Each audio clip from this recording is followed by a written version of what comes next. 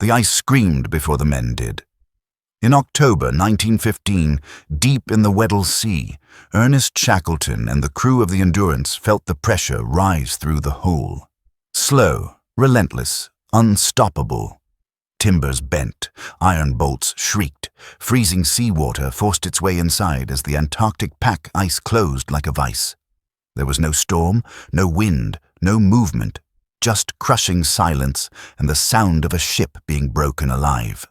Around them stretched an empty white world, thousands of miles from rescue, where mistakes were permanent and mercy did not exist. The Endurance was dying. Their survival would have to begin on the ice itself. This is a true survival story. Stay with the story. Subscribe so you don't miss what comes next. In 1914, Ernest Shackleton was already a veteran of polar failure and survival. Born in Ireland and raised within the British imperial world, he had participated in earlier Antarctic expeditions that fell short of their goals, but revealed something else about him: a fixation on endurance rather than conquest. By the time he announced the Imperial Trans-Antarctic Expedition, the so-called heroic age of Antarctic exploration was nearing its end. Norway's Roald Amundsen had reached the South Pole in 1911. The race for firsts was largely over. Shackleton's ambition was different. He intended to cross the Antarctic continent from sea to sea, a feat never before accomplished. The expedition's timing was historically fragile. Europe stood on the brink of catastrophe. In August 1914, as the Endurance prepared to sail, World War I erupted. Britain mobilized its resources for war, not exploration. Shackleton briefly offered his ship and crew to the Admiralty. The response was terse: proceed. Exploration, like empire, still mattered symbolically. The expedition was framed as a statement of national resilience at a moment when Britain's global confidence was being tested. The crew reflected this imperial moment. They were sailors, scientists, craftsmen, and laborers, drawn largely from Britain and the wider Commonwealth. Many were young. Some were seeking adventure, others steady pay, others escape from routine lives with few prospects. Few had polar experience. None had lived through what was coming. The Antarctic, still poorly mapped, was treated by European powers as a proving ground for discipline, leadership, and masculine resolve, values deeply tied to imperial identity. Shackleton's plan divided the expedition into two parties. His own team would sail the Endurance into the Weddell Sea, land on the Antarctic coast, and begin the transcontinental crossing. A second ship, the Aurora, would approach from the opposite side, laying supply depots across the ice. It was a logistical gamble that assumed the environment would cooperate long enough for human plans to matter. It did not. The Weddell Sea was infamous even by Antarctic standards. Its pack ice moved unpredictably, compressing and releasing with seasonal shifts that were not yet scientifically understood. Earlier expeditions had warned of its dangers, but pressure to achieve something unprecedented pushed the Endurance southward.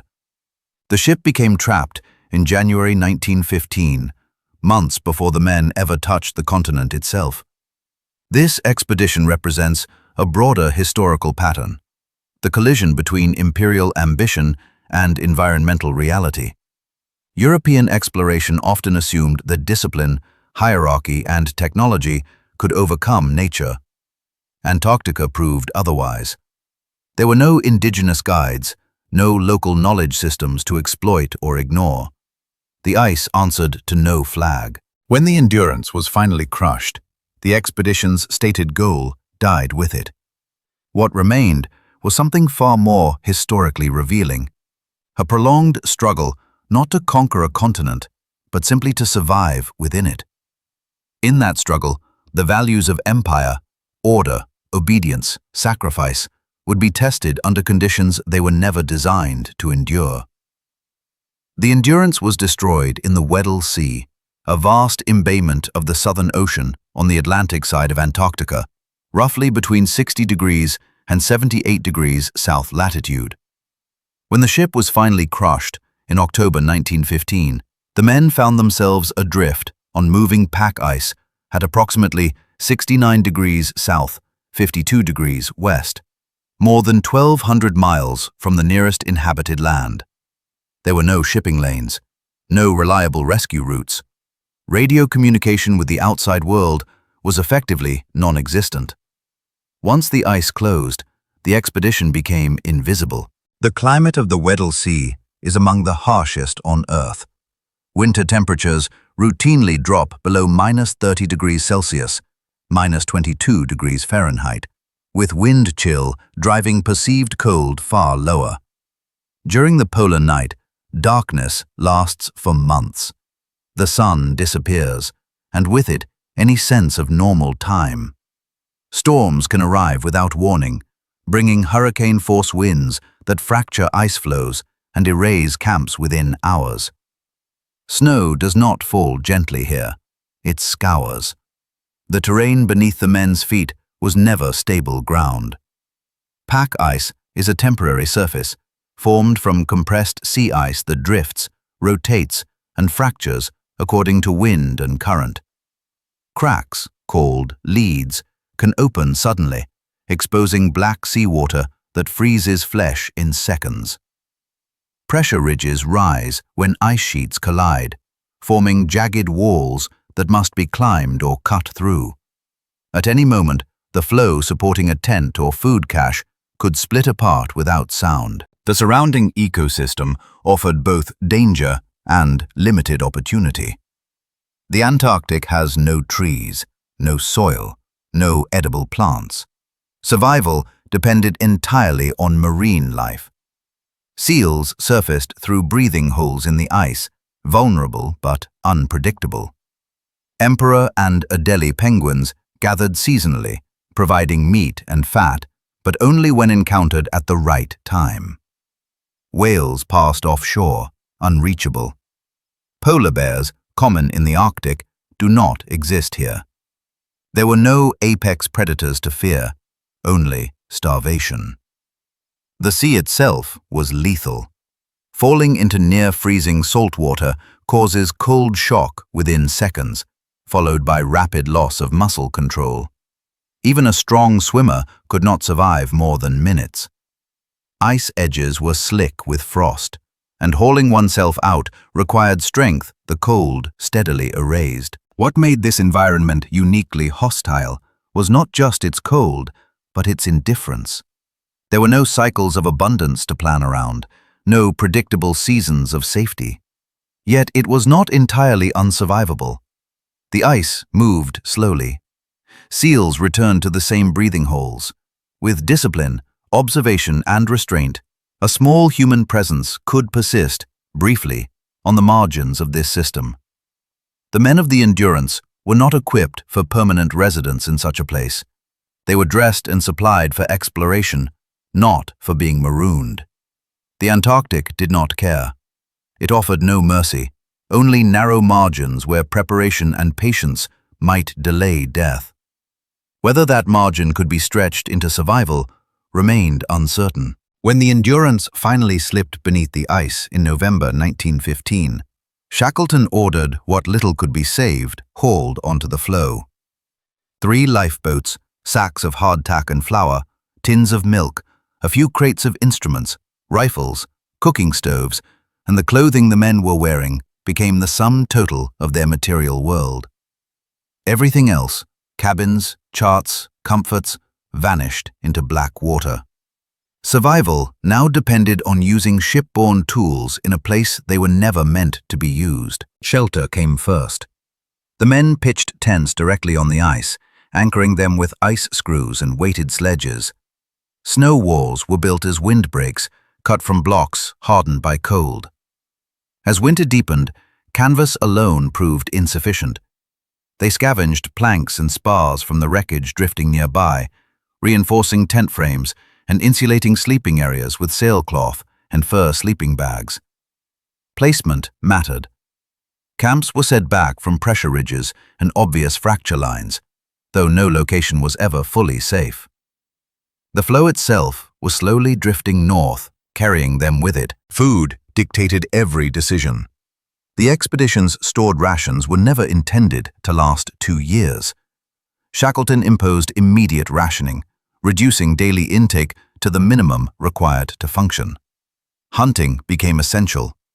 Seals were killed with rifle shots or clubs at breathing holes, their bodies hauled back across the ice by teams. The meat was eaten fresh when possible, the blubber rendered into fuel for cooking stoves. Penguins, when encountered, were herded and slaughtered in groups, their feathers discarded and their flesh boiled into thick, oily meals. There was no seasoning. Nutrition was crude but effective. Protein and fat were the only defenses against cold. Water was sourced by melting ice and snow. Salt contamination was a constant risk. Sea ice, formed from frozen seawater, retained brine pockets that could cause dehydration if consumed. The men learned to identify older, bluish ice, less salty, and melted it slowly over blubber-fed flames. Fuel shortages meant water intake was limited. Dehydration compounded fatigue and illness. Clothing deteriorated rapidly. Wool layers, windproof outer garments, and fur-lined boots were patched repeatedly with sail thread and spare fabric. Moisture was the enemy. Sweat froze. Socks stiffened overnight. Frostbite was an ever-present threat, especially to fingers and toes during hunting trips. Mittens were shared. Boots were rotated to dry when possible, though dry in Antarctica was relative. Sleep often occurred in damp clothing to preserve heat. Tools were adapted constantly. Sledges were modified to haul boats and supplies across uneven ice. Knives were resharpened obsessively. Cooking pots were repaired with wire. When ammunition ran low, hunting efficiency became critical. Missed shots meant wasted energy and lost food. Medical care was improvisational. The expedition surgeon treated frostbite, abscesses, and digestive illness with limited supplies. Toothaches, a common affliction due to diet, were endured or treated with alcohol and extraction when necessary. Daily routines imposed structure. Watches were kept. Meals occurred at set times. Duties were assigned to prevent idleness, which Shackleton believed was as dangerous as hunger. Men scraped ice from tents, hunted, repaired gear, and recorded observations. Even when there was nowhere to go, movement was enforced. Leadership was deliberate and visible. Injuries accumulated slowly rather than catastrophically. Knees failed from hauling loads, hands cracked and bled. One man developed sciatica so severe he could barely walk. Yet no one was abandoned. Loads were redistributed, pace was reduced. Survival was collective, not individual.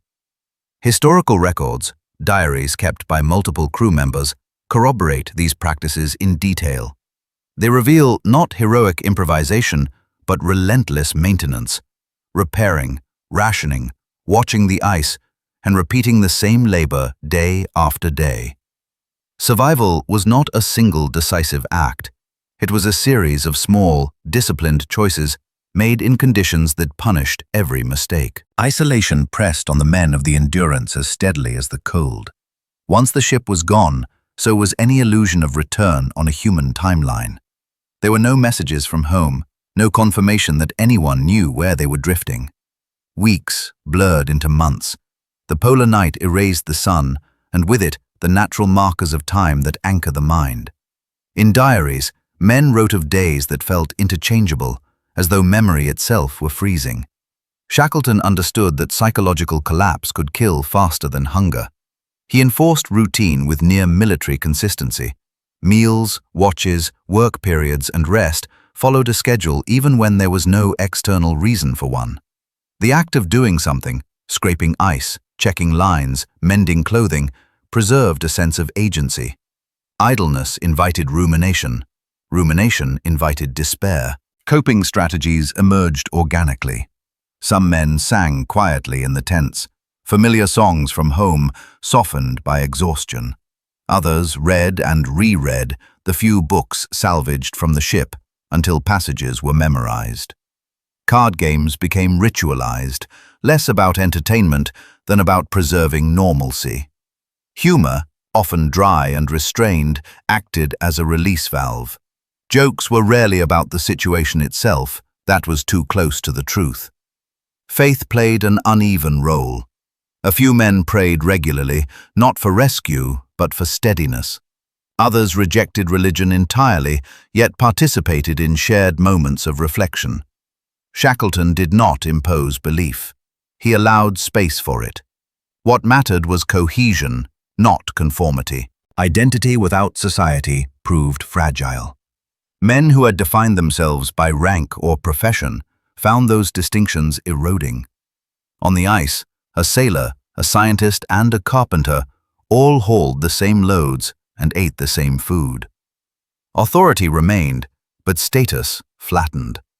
Resentments surfaced quietly. Diaries record irritation at minor habits, snoring, complaints, perceived laziness, that under other circumstances would have been trivial. Here, they felt amplified. There were moments when endurance wavered. One man wrote of imagining simply lying down and letting the cold take him, not as a dramatic gesture, but as relief. Another described vivid dreams of warmth and food that left waking unbearable. These were not breakdowns in the cinematic sense.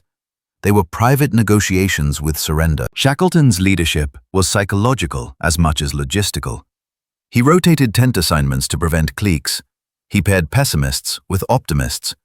He intervened early in conflicts, redirecting rather than punishing. His presence was constant. He moved through the camp, spoke to individuals, noticed changes in mood. Control was not authoritarian. It was attentive. The difference between surrender and endurance was not bravery versus fear. All of them were afraid. Endurance came from the decision to keep participating, to eat when food was unappetizing, to work when movement hurt, to engage with others when isolation felt safer. Survival required emotional restraint as much as physical effort. By the time the ice began to break and the men were forced toward open water, they were altered.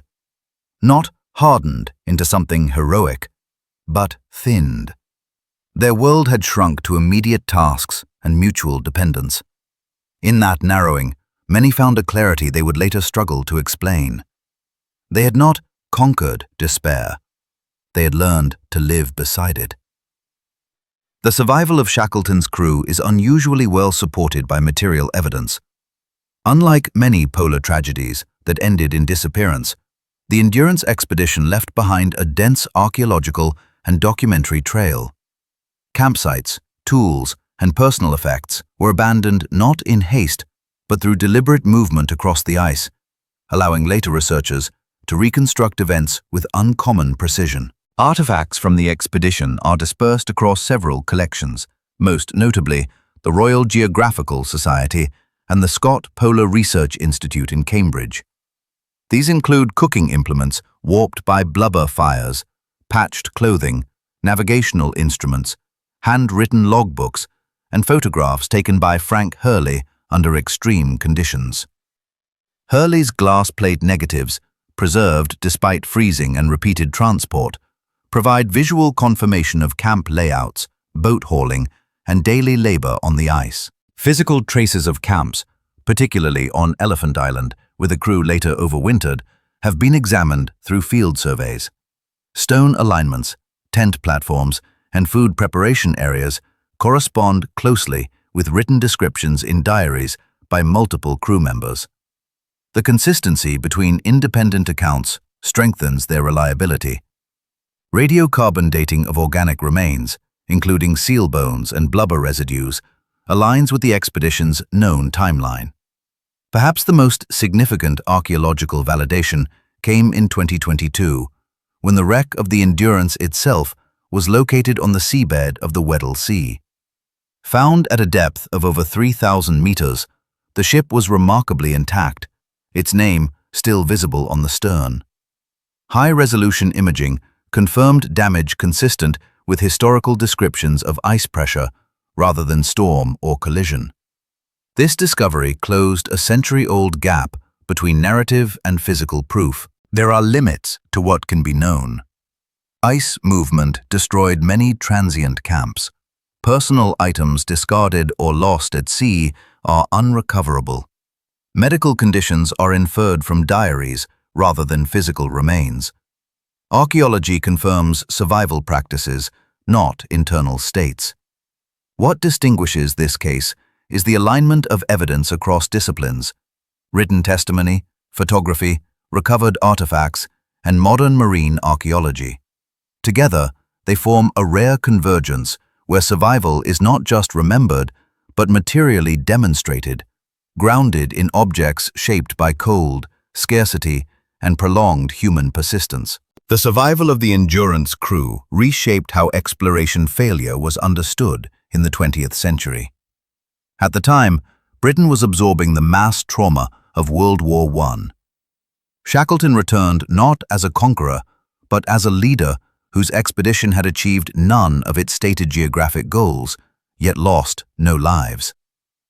In a culture accustomed to measuring success by territory and triumph, this reframed endurance itself as an achievement worthy of recognition. The story entered public consciousness gradually.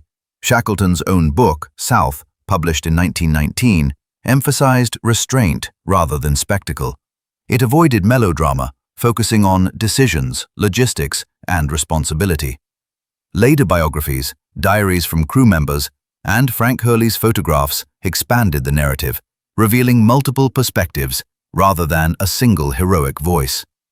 Over time, the expedition became a case study in leadership under collapse, frequently cited in military academies, business schools, and crisis management literature. Film and documentary treatments followed across decades, each reflecting its era's concerns.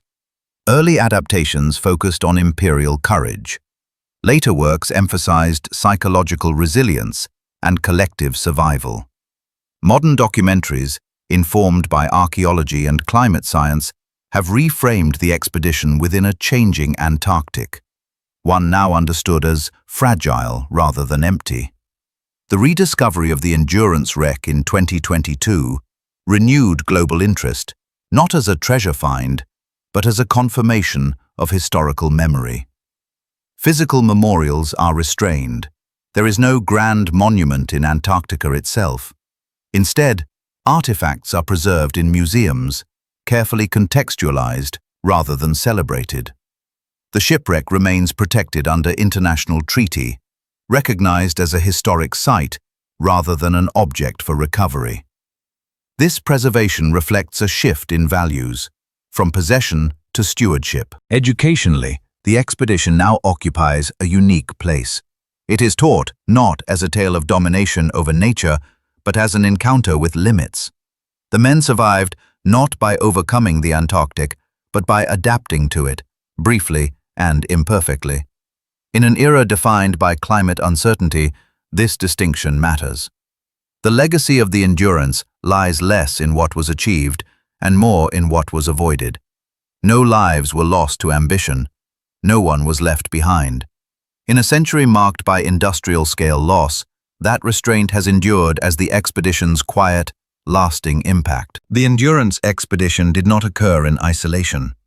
It was shaped by systems larger than any individual on the ice. Early 20th century polar exploration was funded, organized, and celebrated within imperial frameworks that valued symbolic achievement over material return. Expeditions were national statements. Failure was acceptable. Obscurity was not. Shackleton operated within this logic, even as his leadership later resisted its worst outcomes. Institutionally, there was little accountability once the expedition departed. Governments did not maintain rescue contingencies for remote exploration. Communication technologies were limited, but the absence of structured fallback plans reflected a broader assumption: that risk was an acceptable cost of prestige. The men who signed on did so with incomplete understanding of what prolonged entrapment might mean. Consent existed, but it was informed by optimism rather than precedent. Economic forces played a role. Many crew members came from working-class backgrounds. Antarctic expeditions offered wages, status, and opportunity otherwise unavailable. This imbalance shaped who bore risk. Officers and scientists gained recognition. Sailors and laborers absorbed the same dangers with fewer long-term rewards. After their return, several struggled financially. Heroism did not translate into security. There is also the question of environmental ethics, though it was not articulated at the time. Seals and penguins were hunted without concern for sustainability, viewed purely as resources. This was consistent with contemporary norms, but it underscores how survival narratives often obscure ecological cost.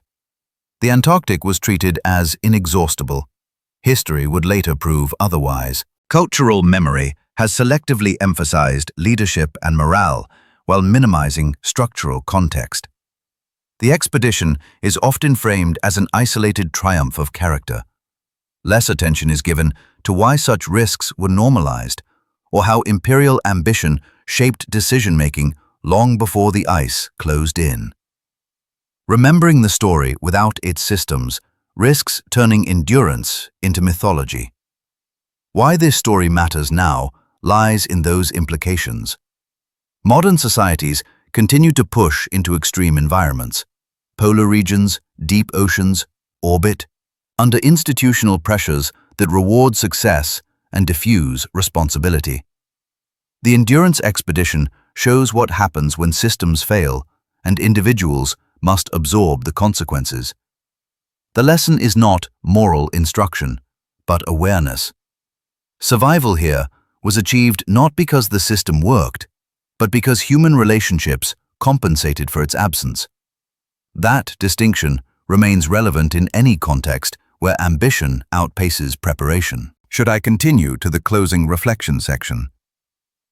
Before the ice released them, before the boats reached open water, the men of the Endurance lived in a narrowed world.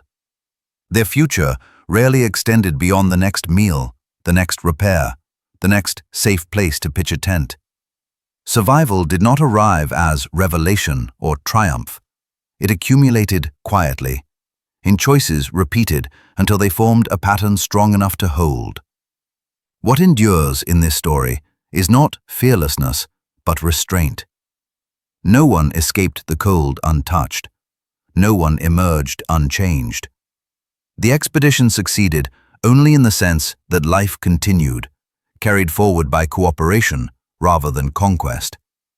In an environment that erased human intention, the men preserved something smaller and more fragile: responsibility to one another. A century later, the ice still drifts where the Endurance was crushed. The ship rests below, preserved in darkness. What remains above is memory of what humans can do when plans fail and systems fall away. If this story stayed with you, take a moment to subscribe and continue exploring real survival history.